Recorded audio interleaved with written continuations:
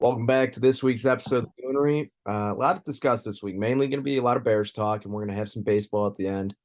Brandon here with me per usual, but some very, I guess you could say, brutal news out of the Bears camp yesterday. Roquan Smith note-stepped the Chicago Bears, saying he was requesting a trade because essentially the Bears are not meeting his contract demands, and it's just a really shitty situation for who is, in my opinion, the most talented player on the entire roster at this moment.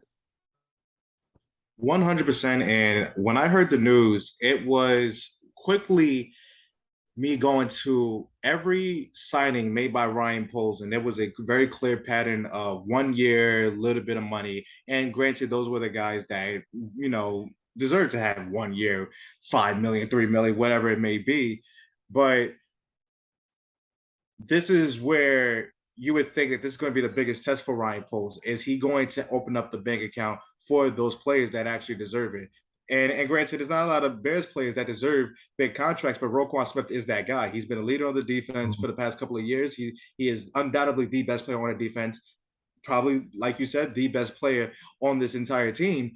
And this is a very unfortunate situation that he had to go public with it and say that the Bears organization does not appreciate me. Now, granted, if it comes out that he is going to sign a contract extension, the Bears organization is going to look at that saying, like, you did kind of call us off for not appreciating you. So that's a very, very rough accusation to make. But like I said, this process is not even close to be done. Now, when I did more digging into the situation, I had Mhm. no idea that Roquan Smith fired his agent, and from everybody around, everybody was saying that he is one of the best agents in the game, and you wonder why that was the case. And certainly, with negotiations like this, I'm not gonna say representing yourself isn't the best thing, but having an agent to negotiate this stuff definitely does help. It helps for sure. And if it was a backloaded offer like it was being reported, then yes, that's it is kind of a backhand to the face to Roquan. But at the same time, for a guy that is an off-ball linebacker, getting 16, $18 million per year is kind of outlandish. But at the same time, I am a believer in playing and paying your best players what they deserve. And at the end of the day, we're not going to be very good this year. There's not a lot of talent on the roster, but at the very least, having a building piece like Roquan Smith definitely does help the process in gaining more and more progression on the roster. And here's how I'm kind of looking at it too, because you bring up a lot of great points with just the whole roster construction. If this is any other organization in the NFL, I don't think this is as big of a story just because of the rich tradition that the Bears have at the linebacker position. And Mm-hmm. that might be a cornball take. I don't know, but I think that Roquan is intentionally playing hardball here because he knows how much this franchise historically has valued the linebacker position. But with the way the NFL is constructed nowadays, eh, linebackers kind of an afterthought on defense at times now, Mm-hmm. especially when it comes to money. It's almost how running backs they don't want to pay running backs anymore because all you care about are your corners and your edge rushers. Mm-hmm. And that's not to say that Roquan Smith is not talented. He is a top two or three off ball linebacker in the NFL. I mean, in my opinion, Mm-hmm. and he's walking into a defensive system that has seen Darius or Shaq Leonard now being in just a madman. And Roquan Smith and Leonard have the same skill set, in my Yep. opinion. And it, in my mind, was going to be a lot of fun to see Roquan for the next decade, probably flying around the field and wreaking havoc on the NFC North. Do I think he goes anywhere? No, I really don't. And especially after Adam Schefter, I saw someone that Schefter like reached out to other GMs across the league and league representatives to discuss the contract. And people across the league were dumbfounded that Roquan turned down the deal, I guess. And I get the disrespect on the back ended. He was still going to be the highest paid linebacker in football at Yep. that point. And I know that back ending can be a slap in the face, but don't you want to win? I get that too, because you're going to be in your prime and they have all that money available next year in the offseason. I know it's probably only a few $1 million here and there, But it's a very confusing situation to me, and I don't think it makes it any better that Ryan Poles now is taking Roquan off the pup list, and now he can be fined up to $40,000 a day if he decides he doesn't want to practice. And it's hardball at this point. And what does that prove? And this is a situation where you have the national media already bashing the Bears for them not making the moves that the national media wanted them to make. Can you imagine this rookie GM who he obviously comes from a place of winning? That there's no doubt about that. But imagine this being one of your first real notable moves as the GM. You're going to be known as the guy that traded Roquan Smith. Now, what message would that send to each and every guy who's going to be seeking a second contract if they decide to ball out this season?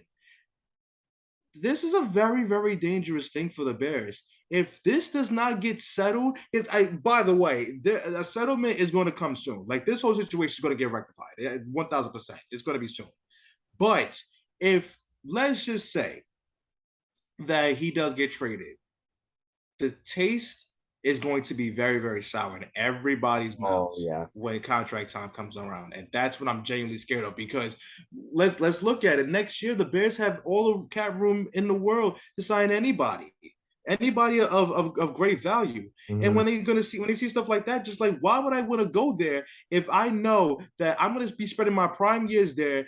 What if are we contending? Am I going to get another contract here? Are you going to purposely play hardball with me? It's a lot of factors that go into that, and especially with these guys now, professional athletes are very much powerful now. It's not just in basketball. It's not just in well, basketball is really the main sport, but in football, you can beg your way out. Ask Jalen Ramsey. So Yeah. so now it's dangerous. What's going on is extremely dangerous, and not for nothing for a team that's going to be bad this year. It's going to be really annoying having this hang over everybody's head, especially if the end result is a trade. Mhm. And if I'm Poles too, I already feel like the city and Bears fans, and honestly, just people across the league have been kind of riding him very hard for how this offseason went for the Bears. Just the timing of signings, who he signed, the people now, like the number of players being arrested that he signed and brought on this offseason, people blaming that on Ryan Poles, which is, I mean, ridiculous if we're being Yeah. honest, but people are still keeping that narrative going. And if you go out and trade one of the two cornerstones of your franchise this offseason in your first full season as the GM, it's just it's a disaster and Yeah. a PR disaster, and just there's no saving face if you're Ryan Poles if you do that. And I'm one of those guys that like I want to give this guy a chance really, really badly because he seems like a guy that has the right mindset to lead a football team. He seems like someone that because just off the approach of how he took free agency this year, how he took on dealing with contracts, I had absolutely no mind and how he handled this offseason. Literally none, because the fact of the matter is the last regime did not know when it needed to rebuild. Instead, they just wanted to retool and make everything work, but when it really didn't. And the fact that in one offseason he offloaded many big contracts that were bad contracts and filled them in with guys that's not going to be tied to a lot of money going forward, that's a good thing. And I know people want. I know Bears fans want to win. We're hungry. We're starving to have a winning football team. But at a point, you have to realize where rebuilding is absolutely the best thing for this team to do. And Poles knows that. He absolutely knows that. The problem is now is when it gets tough, where you have to pay a guy, but you actually have to open up your bank account and actually have to pay somebody. Is that going to be the case, or is it not? Or is this going to be a reoccurring thing going forward? That you can't do that. You can't do that. You're not going to attract anybody that's going to, in good faith, come to this football team knowing that he's going to get a second contract. It doesn't work that way. No, it doesn't. And I was looking up the list of the highest paid middle linebackers in football. And I think that what's going to end up happening with this deal for Roquan is that he's going to end up being the highest paid middle linebacker in football. And I don't think anyone is going to complain about that, but I don't want to give him more than $20 million. That's the problem. It's too much. It's way too Dar- much. Darius Leonard is making 19.7. He got a 5-year contract extension, just a little below 100 million. Give a very similar deal to Roquan, but fine, give him up to 20 million. If he is so bent on getting up to 22, 23 million, like that's being rumored, I mean, I don't know how you're going to do it. Maybe you do it with contract bonuses and incentives that don't hit the cap, have any effect on the cap. I don't know, but build those in where they're easy for him to obtain, I guess, and just do whatever you can to make him happy. But I would not be surprised by the end of this whole situation, Roquan has himself a new agent that is not himself. Because I mean, you've seen it across the NFL, guys that just continually screwed themselves out of this. I mean, like just one guy that comes to mind is Lamar Jackson. Yep. And there's no reason that he should not be, in my opinion, probably a top 5 highest paid quarterback in football. And it's probably not going to go that way for him just because he doesn't have an agent to represent him. And that's not a knock on any of these guys' intelligence levels. It's they don't have the law degree that I guarantee you most of these guys who are agents have in representing people, and just the experience negotiating millions, and maybe even billions of dollars worth of contracts throughout their careers. And there's a reason they get paid so much money to do it. It's because they're good at their jobs. And And also, if it was up to any player in the league, they could have been the highest paid player in the oh league no, absolutely. if they had it their way. No, you're absolutely right. So I hope that this situation's resolved. I think all Bears fans hope that this will be resolved. I think honestly there will be a new deal within a week, if we're being honest. I don't think there's any situation where he gets traded. I don't think Poles just wants that black eye and that bruise on his resume already. And they'd be foolish not to pay Roquan at this point in time. And he will get paid. I don't know what it's going to be, but I do not see him going anywhere but being a Bear. I think we're kind of on the same page as that. I think most Bear fans are on the same page as that. But it's never fun when you open up Twitter for the first time in the morning and you see the notes app from your star linebacker. And when it was a two-page notes app as well, which it's even worse. But Yeah. You it never want to on Twitter. Twitter and notes apps are probably the worst combination because it's either someone says something very stupid, or it's an apology, or some bad news is always going to come out of a notes app on Twitter. yep, yeah. And what do you know? Shocker it was. But I guess kind of more positive notes in regards to the Bears. Oh, well, hold on. Before we move on to this, I just wanted to discuss we're on negativity with the Bears. Cairo Santos, the Bears kicker today, came out and said that he had to stop practicing on a high school field because the turf is that much better than what the Chicago Park District provides at Soldier Field for the Bears. That is absurd that an NFL franchise's kicker is coming out and saying that they can't practice on a high school grass field anymore. I mean, me being from Chicago, when I was junior and senior in high school, my high school went and played our first game of the year, both years, down at Soldier Field. And my high school had turf, not grass, but it's still super cool to say you're playing at Soldier Field. None of the guys who were on the team and actually played said they enjoyed playing at Soldier Field, other than saying they were at Soldier Field just because of how shitty the conditions were. And they said, so I played football for my freshman year. Our freshman year football practice field was the outfield of our baseball field at my school. And that outfield of that, because I also played baseball, that outfield was not in good shape. And they said that freshman football practice field was in better shape than Soldier Field's turf. And the fact that you're letting NFL players go out there and play on that week in and week out, year after year, when players complain across the league how much they hate it, and the Chicago Park districts just won't do anything. And yet people wonder why the Bears want to leave. It is amazing to me. This has been a thing. I've been a Bears fan since 2005, and this has been a thing. every single year. And nothing, it's not like there is a glaring amount of injuries that happen because of this, but you would have to think that, let's say, in no way I'm going to put this out in the universe because this will be legitimately heartbreaking for me.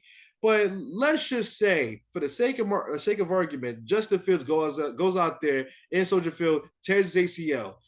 Is that going to be the time where you feel like you need to fix the damn turf?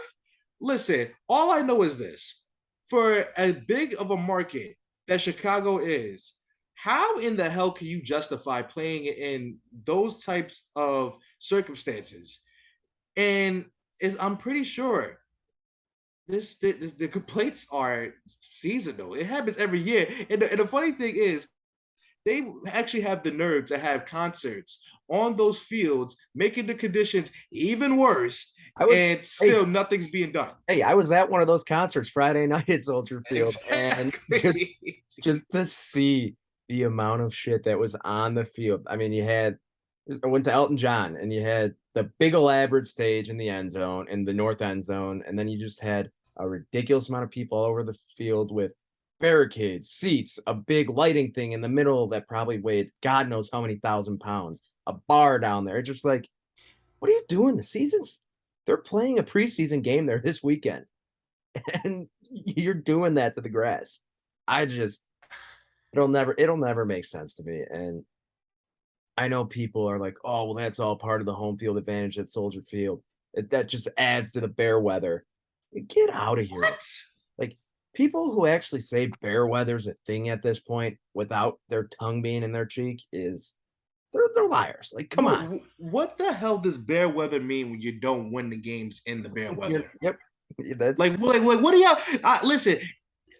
I know these people are stuck in 1985, and just by them saying that, Walter Payton doesn't play for the Bears anymore. He's no longer with us. Jim McMahon probably doesn't even remember that he plays for the Bears. Okay, so please, people, like this bear weather stuff, this home field advantage. What has home field advantage gotten us? Last time we had a home field advantage in a playoff game, we lost. Do people not remember that? in the exact way I think Bear fans knew it was going to happen all year. 11 missed field goals from Cody Parkey in 1 year.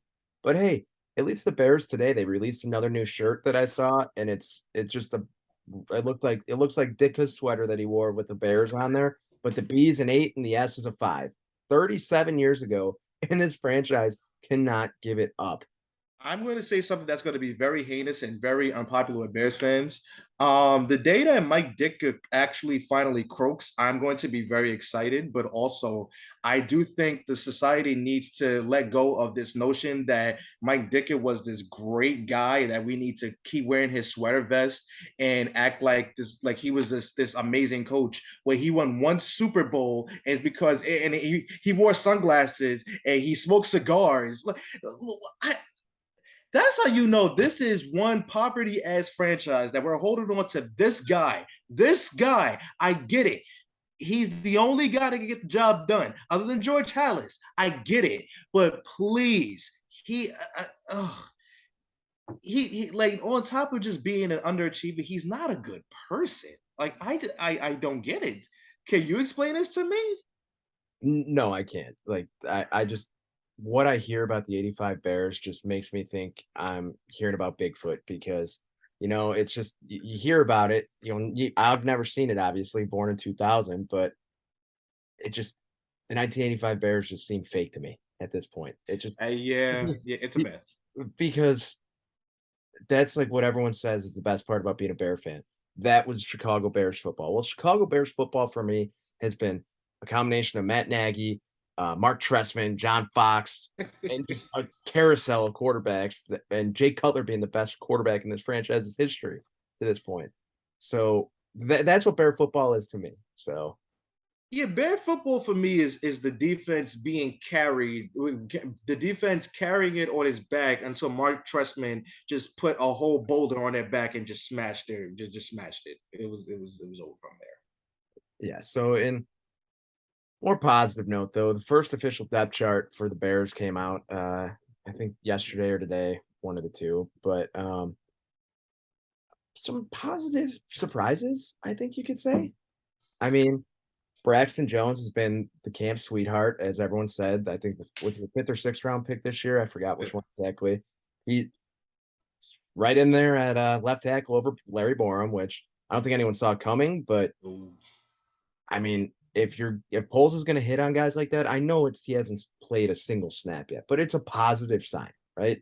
Like it's a positive sign. And then wide receivers, the other thing that stuck out to me was St. Brown is listed as the other starting receiver on the other side of Mooney, over the legs of Byron Pringle, Velus Jones, Dante Pettis, who I don't think he's actually going to end up doing shit for this team, but he's still on the roster, and N'Keal Harry. And then obviously Harry just hurt his ankle or whatever.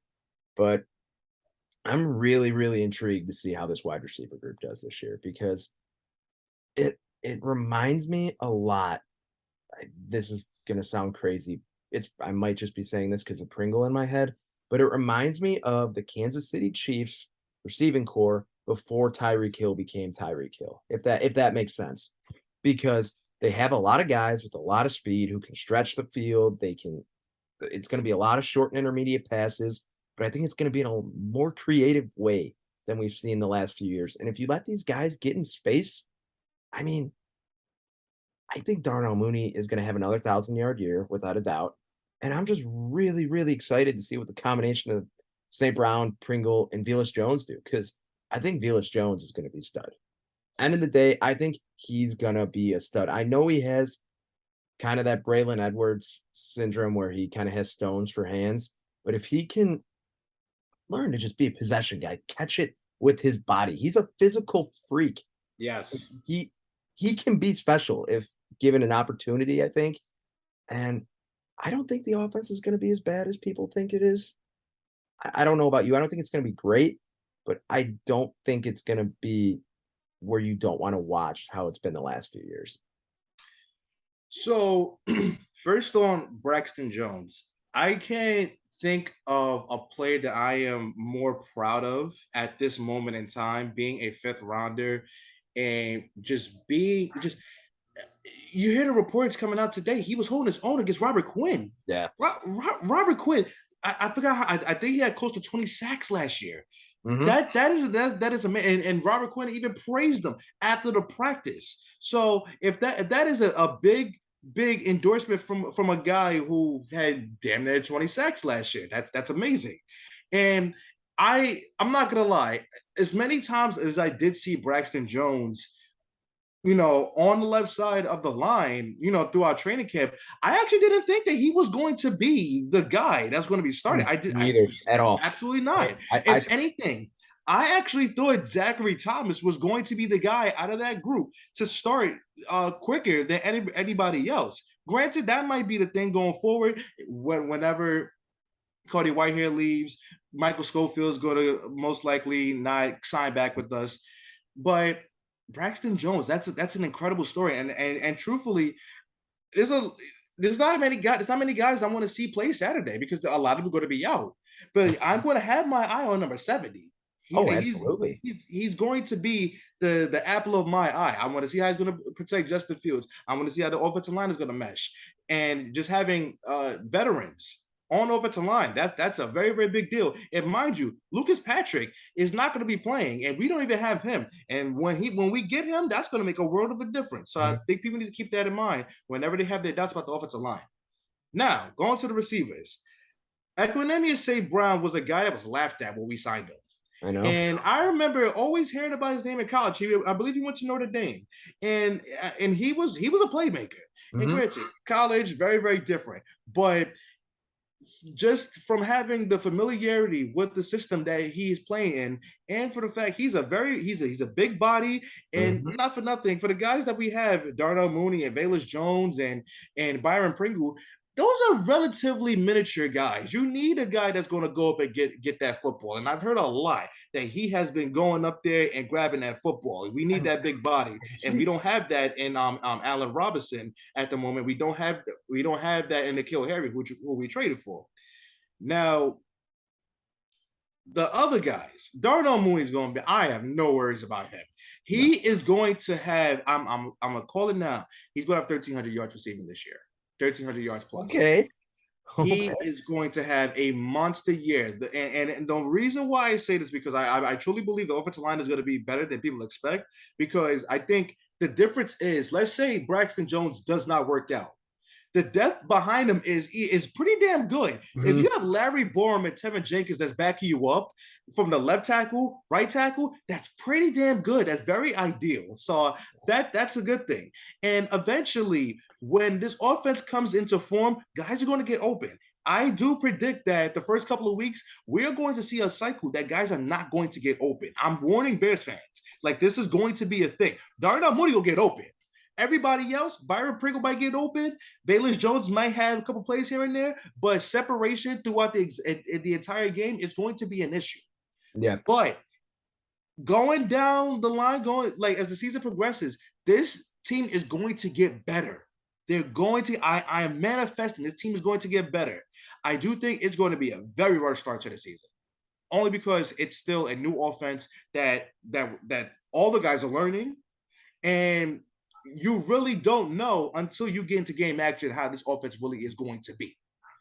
Preseason is going to help, but when regular season comes around, that's when the real stuff starts. But I I just want this team to get healthy first before I start making any proclamations about what this offense is going to be. But for now, I'm gonna keep my expectations low because every single time I have any expectations for this offense, they make me look like a fool. Yeah. So then the other thing I kind of want to talk about on the offense is Justin Fields. Obviously, he is the focal point for the future of this team. I mean, he's a quarterback drafted 11 overall. Showed a lot of flashes last year under Matt Nagy, but obviously he was playing under Matt Nagy, so that really wasn't possible. But you know what he can do. You saw what he was able to do at Ohio State. It looks like he's kind of altered his release a little bit this year. The ball's coming out quicker, which is really great to see. But yet, it just people seem to be obsessed to just dunk and trash on Justin Fields for no reason at all. And I understand the argument that people, oh, Ryan Poles didn't do enough to give him help this year to take that next step from year one to year two, that big step. I think he did a pretty okay job considering the financial situation and like just gearing up for what's going to be a big free agency year next year. And the offensive line going into this offseason was my biggest concern because if you can't keep your quarterback on his feet, it doesn't matter who he's throwing the football to. And he's going to have an easier job doing it this year than he did last year. And that's my opinion, at least, because yes, Michael Schofield, Riley Reef, those are really low ceiling, high floor signings, right? You know exactly Mhm. what you're going to get out of those guys. And that's a good thing because Yep. you have a lot of uncertainty on this offensive line.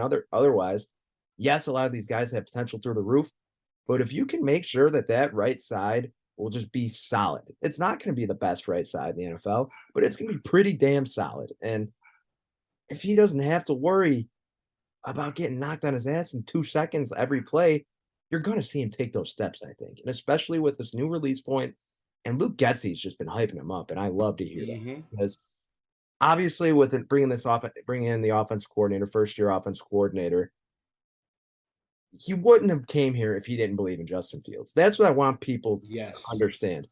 No one was coming here and with their first coordinator job to come in with a quarterback they don't believe in. No one just leaves Aaron Rodgers like that. Like let's be honest. And there's a reason he's here, and I'm excited to see the offense this year. So I want to start with this weird, just like it, it's such a weird hate that's going on with Justin Fields. And I want to ask those people what exactly is to hate about Justin Fields? He's not an arrogant kid. He's as stoic as it gets. He has the biggest poker face that sometimes you wonder how do people gravitate towards him? He is such a just relaxed, calm, no nonsense type of guy that you know sometimes you want your quarterbacks to have personality. But the good thing about him is that he doesn't show it. So when did that turn from Ryan Poles didn't do enough to Justin Fields is a bad quarterback? I have seen the clip all week of N'Keal Harry being overthrown by Justin Fields. Mm-hmm. And obviously, N'Keal Harry is going to be the butt of jokes because he's the guy who's known as the bust. But I want to ask, what did Justin Fields do to anybody? He didn't sign the receivers. He didn't draft a wide receiver. He didn't get a guy that was 25 years old. He didn't construct this offensive line. At what point are people going to stop being disingenuous about this kid? He's not doing anything to hurt anybody. The only thing and I think this is what really bothers people, and this is the weird thing about the media that I really just don't like, is he made it very, very clear. I don't care about any of the outside noise. I care about what's going on in Hallis Hall. I don't care Mm-hmm. about what the media is saying. I don't care if they're saying that I don't have enough help. I'm going to work with the guys that's in this building, and we're going to make this damn thing work. What is so what makes people angry about that? And I really want to know, like, why are football fans, because I feel like this actually not even a football thing. This is a sports thing. They just root for people to fail. Yep. They root for people to fail because the Bears didn't get OBJ. The Bears didn't get Julio Jones. They didn't get any top wide receiver out there. I'm sorry. You name me a wide receiver that has been at the top of the damn mountain that wants to play for a team that's most likely going to pick in the top 5 next season. Mm-hmm. You tell me that. There's nobody. Unless they're throwing cash at them, which we didn't have. Unless they're doing that, they're not going to want to sign. They're not going to want to sign. And I think I need people to understand that. And it just makes me mad. It just makes me genuinely upset because I believe that this is our quarterback. Mm-hmm. And it's crazy. I'm defending a Ohio State quarterback like this, but this, I truly believe this is our guy, and I'm going to defend the absolute hell out of him until he gives me a reason not to. Yeah. And it's so odd because none of the hate either seems to be coming from Bear fans, at least from what I've seen online. And it's just across the league, people just wanting Fields to be a bust, wanting him to be like the next Mitch Trubisky for the Bears, just a flat out failure when everyone knows. I think it's a thing against the Bears more than anything. People just find it funny to see the Bears fail, which I get it. Like, they're a big market team, a historic franchise. I get you want to see the Bears fuck up and be bad, but we've gone through enough. Come on, like that's kind of how I look at this whole situation because Fields, I will say this, has the most raw physical talent of any quarterback who has ever worn a Bears uniform. 1000%. I don't even think that can be debated. I mean, yeah, I mean, maybe you could debate with Cutler, but Cutler didn't care. Cutler didn't enjoy playing football at the end of the day. Yeah. When you look at Justin Fields, no offense to Kyler Murray, I don't think Justin Fields is getting a clause written into his contract that he needs to watch film for 4 hours a week. You don't need to tell him that. His ass going to be in the film room. He's going to be doing that regardless. And if there's anyone who wants to succeed for the city of Chicago right now, any athlete in the city, more than Justin Fields, I would be very, very, very surprised because I don't think there is one. I genuinely don't think there is one. And also, going back to your point about the coaching that's around Justin Fields, this is the only reason why I feel like he's going to be better. He's playing free. Mm-hmm. It's not about you have to do this and that to follow my standard of what I want from you. Matt Nagy had no business demanding any of that. It feels like after the coach of the year, he just got this ego about him, and he just said, "I can't do no wrong. It's my way." And you could just tell by just all the comments, all the shady comments towards him, after the fact that everybody is so bought into this new system that is put in place. Justin Fields is going to be better just off the strength of knowing that he does not need to handcuff himself in any facet of his game. They're doing scramble drills. the 3 years Matt Nagy was there, they did not do a scramble drill. How Mm-hmm. does that happen? How does that happen? It's just knowing that there is a support system around him, that gives me all the belief in the world he's going to be better. Is he going to be great? We don't know. But just knowing that he has an offensive coordinator that absolutely loves him, he's going to put him in the best positions to win. Whether he's going to be good or not, we don't know. But Mm-hmm. we do know that he is hell bent on making him better. And by the way, I've been quoting this in a lot of tweets because I've heard things about Trey Lance, I've heard things about Trevor Lawrence, I've heard things about Mac Jones. You know what the three things you don't see from any of those guys? Footage. You see Mm-hmm. footage on these meme pages, on these people that cover the teams, mostly the Packers. They're not talking about the guys that were drafted last year. And not for nothing, if we want to wait on the scale, Justin Fields has had better days than the guys that I just named. He's Mm-hmm. having a better camp than them. It may not be by much, it may not be saying much, but it is the case. But you're not seeing the footage.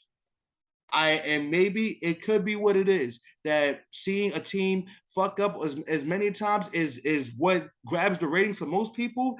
But even if that is the case, even if the Bears have been a laughing stock, tell the truth.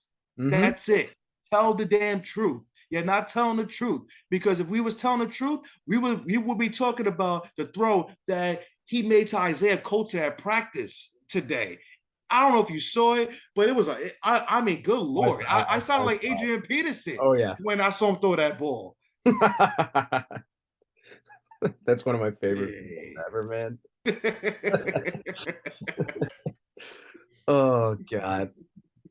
But with that being said, I mean, you hit the nail on the head. I have nothing else to add because it is ridiculous just the hate that the Bears get. But kind of pivoting towards baseball now. It's been a weird week on social media for Major League Baseball, in my opinion. I'm sure you kind of know what I'm talking about, but it's like seems like people across the internet are starting to realize that there is fun in baseball. Edwin starts with the Edwin Diaz walkout music. He's been doing that for a few years. Mets fans been going wild for it in the stadium for 2 years or however many years he's been there doing it. That's nothing new. You have I forgot what reliever it was from the Orioles, but he's walking out to like a whistle and a song that's in the wire with the connection to Baltimore. People are going nuts after leaving because it was during after a rain delay. It was after like a 2 hour rain delay, and he comes out with that for the first time with the light show, and people are going nuts. That clip went super viral on Twitter. Daniel Vogelback has gone viral like 3 times this week for different things just because he's a big fat guy running, and it's funny to watch him run. His new walk-up song is Milkshake. I mean, it's just like all of I mean, that's I laughed out loud when I heard it It was the first funny. time. It's so perfect. But it's just like what I think people are like starting to realize. I don't know if Major League Baseball is, but people on the internet at least are starting to realize that, if baseball is marketed to show the fun that's in the game, it wouldn't be considered a dying sport. Like it's so weird to me. It's just odd. We spoke about this earlier, and I have a theory about why we saw so much exposure in baseball recently. So here's the thing, and this is not coming from a standpoint of being biased, I guess you could say, but I live in the tri-state area, and you want to talk about two teams that are basically the best in the league right now, Mm. the Yankees and the Mets. Now, the Yankees right now are struggling. Like Yeah. they lost 7 of their last 8. They got swept in St. Louis, which, by the way, a lot of people were talking about the Sunday game more than anything, because Sunday was a war. It was Sunday was a war, but there was a particular thing that happened that got people's attention. Paul DeYoung, I don't know if people know this, unless you're a Yankees fan, a Mets fan, or a Cardinals fan. Paul DeYoung seems to really, really hit good against New York teams. Mhm. When before this season, Paul DeYoung absolutely just destroyed the Mets, destroyed them, and then He hits he hits two big hits against the New York Yankees over the weekend. He has the big home run in the eighth inning on the Sunday game, and then we dig up a tweet saying that I hate the Yankees. And of course, that's going to get a stir out of everybody. Oh, for sure. Then is the Mets. The Mets, in my opinion, they're the best team in baseball. They are top to bottom the most complete team.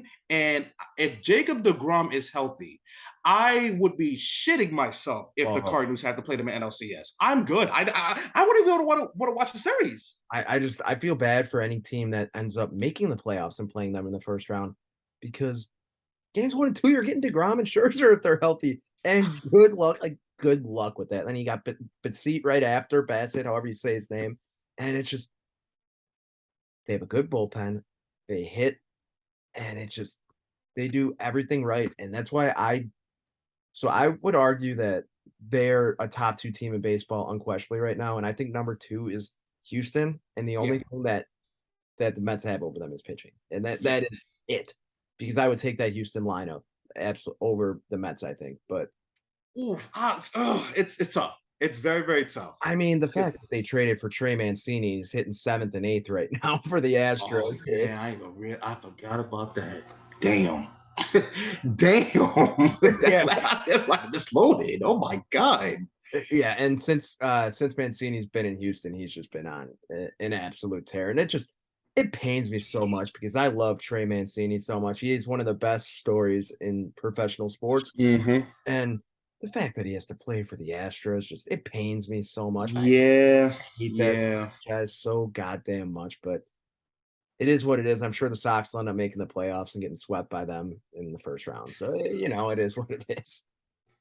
At that point, you got to ask if you're even gonna watch it. But I feel like the big market teams is what's really gravitating everybody to baseball now, and even the lighter markets.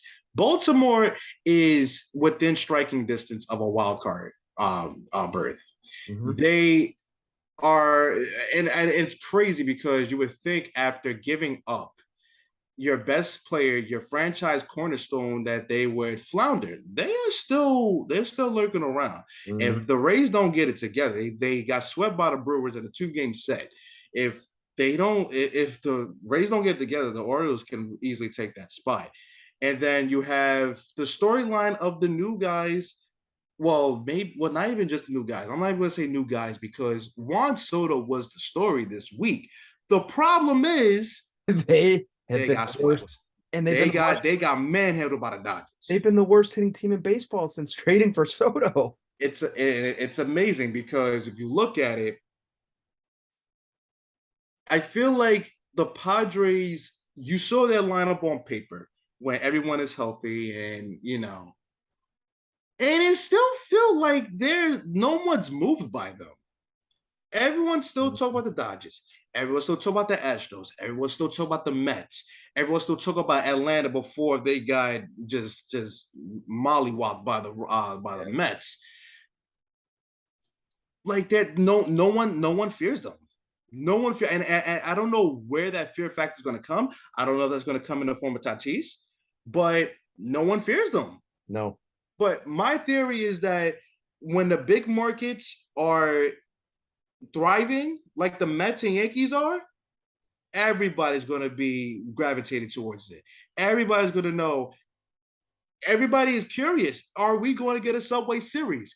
And the funny thing is, I have this notion that everybody that is outside the tri-state area hates everybody that lives in the tri-state area. So just imagine if that World Series was to happen, Mets and Yankees. Everybody's going to be tuned into it just to see probably potentially the series get canceled because no one wants a winner. Yeah, they don't want no one from New York winning, but they're tuned in to see if they're going to continue to win like they have been. And truthfully, it hasn't, like, only for the Yankees, but it hasn't slowed up. The Mets are pretty good, and if the Yankees get everyone back healthy, I think it's very, very possible that we do get that World Series. And I do agree with you on that. And obviously not being from the tri-state area. Would I love that? No. Is it cool? Yeah, it is. I mean, it is. There's no denying that that would be cool. I will always have a special place in my heart for the Mets. They're the little brother, just like these guys. The White Sox hat that I'm wearing, if you're listening, not watching, but the Sons of Uribe, just like just the Juan Uribe brotherhood that the two franchises have, and just known for being second fiddle. And the Mets are everything that I wish the White Sox could be with Stephen Cohen. Like it's just unbelievable having an owner who says, you know what, I'm gonna put my nuts on the table and drag them across and give you however much money it will take to get you to come play for me and win a World Series. But as for the Yankees, I hate those greasy fucks. I just can't stand the New York. It's just their fan base might be the worst in all of baseball, and I cannot stand them. They all look the exact same, and I just even aside from that, I just hate the franchise in general. They can't have facial hair. Their hair can only be so long. No name Smug. on the back of jerseys. Like, come on, get with it. It's 2022.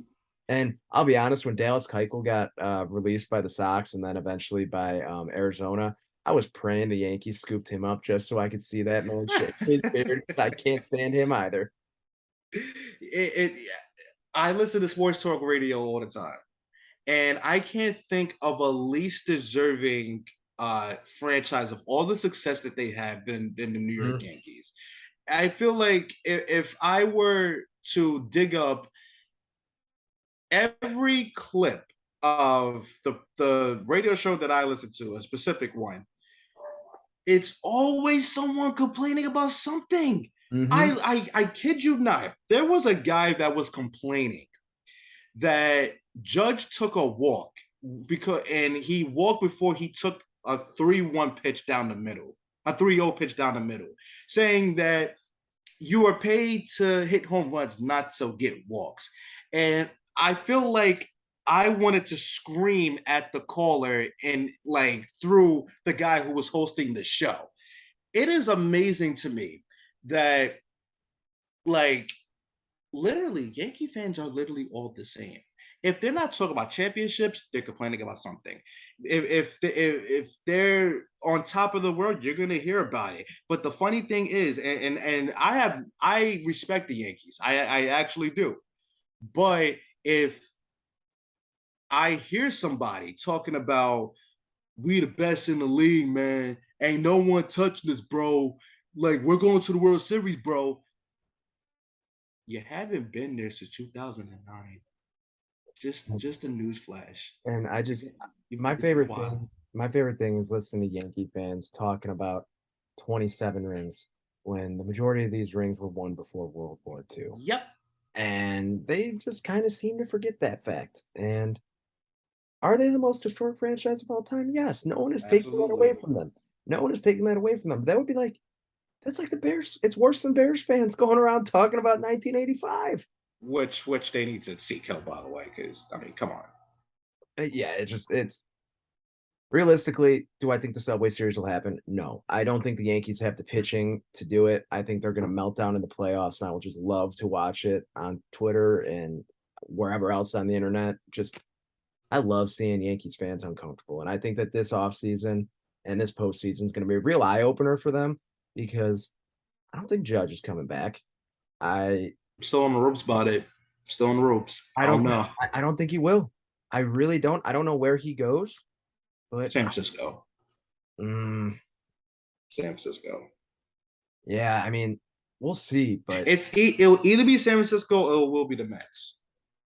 I think oh, Steve Cohen would. I think Steve Cohen would do it just to spite the Yankees. I would. I mean, obviously, every ounce of me wants the White Sox to sign him just because he would hit a million home runs at Sox Park. It'll never Mhm. happen. It'll never happen. But doesn't regardless, he'd probably come to the Sox hit like 210 with 20 homers and get on base at like 300 clip anyway. Adam Dunn Yeah, numbers. and he would suck. But I mean, he's going to be what 31, I think, 30 or 31 after this offseason, and I believe so. he's probably going to get an 8-year deal of probably close to 300 million, if not more than that. When because what's he at? It is what's today? It's today August 10th. Yes. August 10th, and he has 45 home runs. and he's not slowing down. He's not slowing Nope. down. He deserves to win the MVP over Otani right now, and that's insane to me to even like say that. I tell you something though. I I want to say the Yankees need to get healthy, but I think if anything, because you talk about the pitching, I think it'll be their offense that will be their undoing in the playoffs. I will say, just for the sake of the mental health of Yankee fans, let's hope Boston don't go on a run and eliminate y'all again. And so I'm gonna be honest with you. Like I said, I live in the tri-state area. You would think Yankee fans annoy me the worst. No, Boston fans do. I will pray on the Red Sox downfall before I ever pray on the Red Sox on the Yankees downfall, and I have my reasons. Yeah, I mean the next. Most smug human beings on the planet. Yeah, I don't enjoy Boston fans whatsoever, so I'm right. I'm right there with you. But it's gonna be a really interesting race in the AL, especially. I mean, the fact that the Baltimore is even in it right now. They're I think what a game or two out of the wild card right now. That's insane. Who knows what's going to happen with the AL East? Let's be honest. That division is going to be absolutely insane. The AL Central is a shit show, Yeah, that's uh, and that's the that's the division I'm looking. I'm like honing in on because if you ask me what who's leading the division, who's second, I don't know. The division sucks. so right now the White Sox are up 2-1 on the Royals. They just went up 2-1. It's the sixth inning. They are currently in third place in the division, half a game back from second, and I believe 1.5 back of first from the Twins. And it is just so congested. No one wants to do anything. And I know that the Sox did nothing at the deadline other than get a 35-year-old left-handed specialist for the pen who can't throw strikes. Well, look at that actually. The Guardians won today, so they are tied for first with the Twins. They're both 57 and 52, and the Sox are 56 and 54. So if the Sox win tonight, they'll be half a game out. And but then after that, you have the Royals 45 and 66 and the Tigers at 43 and 68. It is undoubtedly the worst division in baseball. Repulsive. And Absolutely repulsive. and I give credit to the Twins. They went out at the deadline and made moves to say, "Yeah, fuck it, we're going for it." And it still doesn't scare me though as a White Sox fan, No, not at like what all. they did. Like they still don't scare me. The Sox are still the best team on paper in that division, even with Tim Anderson hitting the IL now for 4 to 6 weeks. And to be honest, the production they're going to get from who's ever replacing Tim Anderson at shortstop most days these next few weeks probably isn't going to be any different than what they've been getting out of Tim Anderson the last 2 months. Yeah.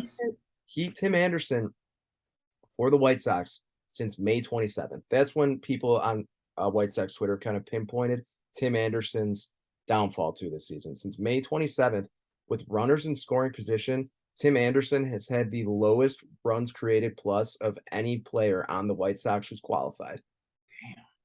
Which he's been hitting like 247, I think, since May 27th, and his average is still above 300. And it's been rough. And he has 5 homers. He hasn't hit a homer since May. And it's just been tough watching. And the fact someone tweeted this out today. Aaron Judge has 45 home runs. A combination of, I believe it was Jose Abreu, Andrew Vaughn, Luis Robert, Yasmani Grandal, Gavin Sheets, and I think and there's one other person have 46 home runs for the White Sox. Is that because they're not available or what? They just suck. Oh wow. You know, they just suck. Damn. And Damn. um so the biggest complaint I have for the White Sox is their hitting coach. Yes, Tony La Russa is the easy one to go after, but Frank Menachino is the White Sox hitting coach, and he has a lower career batting average than Larry Garcia, who is every White Sox fan's least favorite player because Yeah, I've been hearing. 3 years, $16 million. Somehow he plays every day, even though he's a super utility guy. And Frank Menachino said in an interview last year when he took over as the hitting coach, fuck the home run, let's all hit 300. And you could just see the approach changes in all of these guys changing. And you would think they would just kind of look at them and be like, all right, like, what the hell are we doing here? Funny enough, Johnny Cueto made a start about a month or so ago. I forgot who they were playing. I believe it was Kansas City again. I might be wrong, but Cueto was pitching. He gave up a solo home run and he was in the dugout. And you saw him talking to, it was Luis Robert, I believe, in the dugout, talking, hit the ball in the air. The wind's blowing out, hit the ball in the air. Do not try and do anything other than hit the ball in the air. What do you know?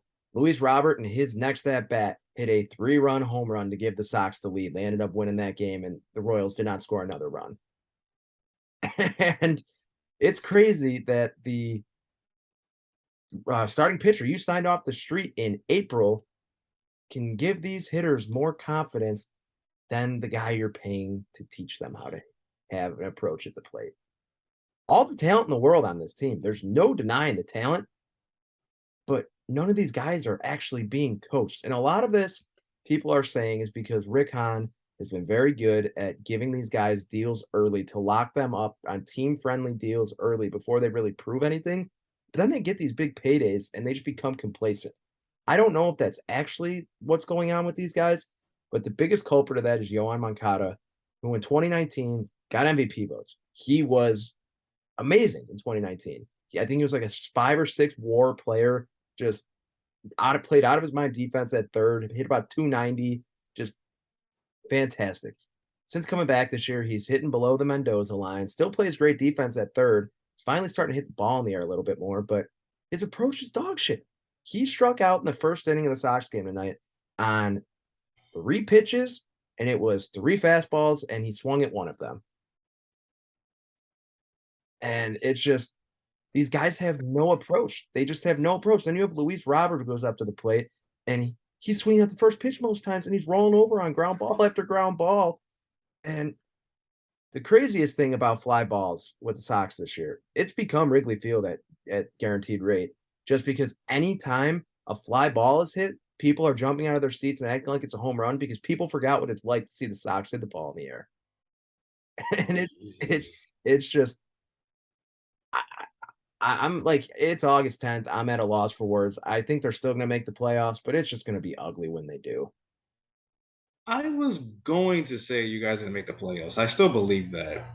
I am still just very bothered by saying let's all hit 300. Listen, I get it. I get the sentiment because it sounds like somebody who just he wants guys to get on base. I Mm-hmm. completely understand it. But when you get on base, guy second, guy third, you're gonna need to hit fly balls. And by the way, for this era that we're in baseball, where I get it, it seems like it's the hardest to hit home runs now. But It's the opposite. If you ask me, it's the opposite. I think the only reason why I say this is because the pitching is better, but it still does not change the fact that you can hit a lot of home runs in this era because the harder you throw it, the farther it can go. Mm-hmm. So I am not exactly sure how that message is like acceptable, but you also got to remember who is the guy at the helm. It's all about Tony. Tony is the reason why there's just no continuity, like just not continuity, but like just a lack of understanding. Because and I know Tony Lewis has been around the game for a long time, but I feel like at a point you are just not up to date with the game. And I've heard you talk so much about just the dysfunctionality with this team, and that might be the worst you have told me. Yeah. I mean, it's like on White Sox Twitter, all the people I follow, it is just obviously people want Tony La Russa gone. I mean, who doesn't want him gone? But people were amazed that Frank Menachino, the hitting coach, made it out of the All-Star break. Because I think the Sox leading here's another stat. In the last 8 weeks, the leading home run hitter on the Chicago White Sox is Josh Harrison with 6. The productivity out of somebody, but him. Guy Okay. with 7, I think it's 71 career homers for him now after he hit one yesterday. Yeah, and prime Erickson with the Pirates. Yeah, I yeah, yeah. yeah. Not him with the Nationals last year, but You yeah, have a strange team, but I tell you, they're going to make the playoffs. That that division is too bad. The Twins don't move me. The Guardians, they're not ready for it unless they, because I'm not gonna lie, their pitching may be the reason why they win the division. Because Shane Bieber is good, but Tristan McKenzie is I always knew he was. filthy. I always knew he was going to be after I saw him make his first start against the Sox. He didn't even throw that like it wasn't that great of an outing for him, but you could just see the Yes, you movement just on his know. pitches. And in my opinion, anytime you see a long, wiry dude like that on the mound, my Yeah. initial thought is always, oh fuck, this guy is gonna carve the Sox Yep, up. and that's exactly how I felt about Tyler Glasnow. That's why I was Mhm. cheering for joy when he got traded from the Pirates. He was going to be an absolute just headache for the Cardinals if he would have stayed there. Yeah, and before we wrap up, though, I just want to get your just mental state on the Cardinals right now, following about a week out of the trade deadline. Just want to see where you're at. I am genuinely impressed. I You want to talk about a team that was basically on the fire from their own fan base, the media. Everybody was talking. Why didn't the Cardinals pull the trigger? Why did we keep Dylan Carlson to not get Juan Soto? And I'm not going to sit here and say that Juan Soto would have made the difference Oh yeah. in like winning 7 games in a row, and what he would have made a difference. Let's be honest. But the productivity that you're seeing from guys, Nolan Arenado is very much climbing the ladder into being an MVP candidate, Mhm. along with his running mate Paul Goldschmidt. Tommy Edmonds starting to hit again. Thank the Lord. Dylan Carlson is setting the table up top the lineup.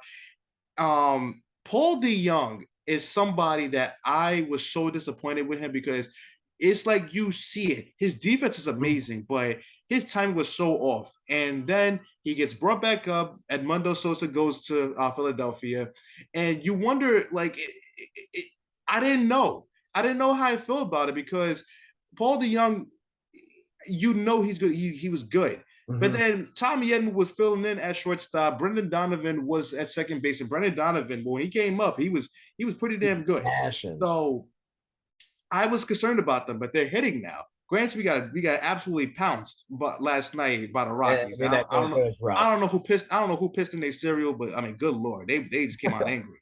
But the biggest thing to me, Yadier Molina's comeback. He's not the same hitter. He seems extremely lazy at the plate. Seems like he doesn't care half the time.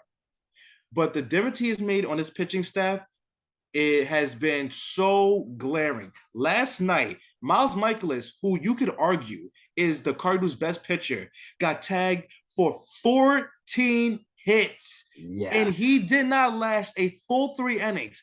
Think about that for a second. 14 hits, 10 runs, and I you believe, right? couldn't get out the third inning. That's terrible. Andrew Kisner was catching him. You look at Jose Quintana's debut with the Cardinals, pitched pretty damn good. Jordan Montgomery's debut with the Cardinals, pitched pretty damn good. Adam Wainwright didn't have the best outing. It's okay. Andre Palante went up against the Yankees, and yeah, did he give up 3 runs? Sure, but giving up 3 runs to the Yankees it's not all that bad. Yadier Molina's comeback is I think is the biggest factor in why the Cardinals are on this winning streak. When Mhm. you have his presence behind the plate, the pitching is going to get better. And I think the one thing that was very very alarming about the Cardinals was their lack of pitching. Mhm. Mozilla went out and got 2 guys that could fill the rotation spots, 2 guys that could potentially start in a postseason game. Granted, it's a long way to go. And we're leading the division right now. We're up 5-1 on the Rockies currently. We can maintain the 1 game lead, but we're gonna need to see it this weekend. Milwaukee comes into town. We're gonna need to see that. I'm excited to watch watch and pay attention to that series because that's either going to make you want to jump for joy or jump off a cliff this weekend. Yeah. I think it'll be the latter.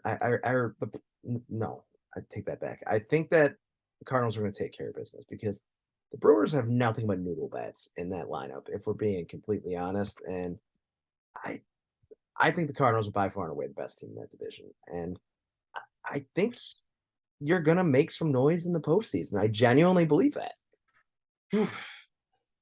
Ah, Now that gets top teams.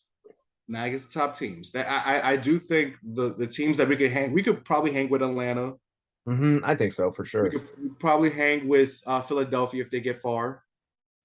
We can maybe hang with the Dodgers. We we've done some good things against San Diego. They're gonna make the playoffs. The only team that I just don't want to see is the team that I'm wearing on my head right now. I don't want to see them. But I will say it will be the biggest full circle moment for the fact that Albert Pujols, Adam Wainwright, and Yadier Molina won their first World Series and used the Mets as a stepping stone. Let's hope that history repeats itself, but Mhm. we'll see. This series right here, I'm not going to sit here and say that's going to determine who's going to win the division, but a sweep can really change some minds. Mhm. That's I think that's a great spot for us then to wrap up the show because you said, I mean, it's going to be a great weekend for you. I genuinely believe that. I doubt it'll be a good weekend for me. I'm sure the Sox are going to get swept by Detroit at home after they're celebrating the firing of Vila, but Burn the hat after that, if we'll that's we'll the we'll we'll case. talk that next week when it happens. But if you've made it this far, thank you very much for listening or watching to the show. Leave us a review, like, share, subscribe, and we will see you next week.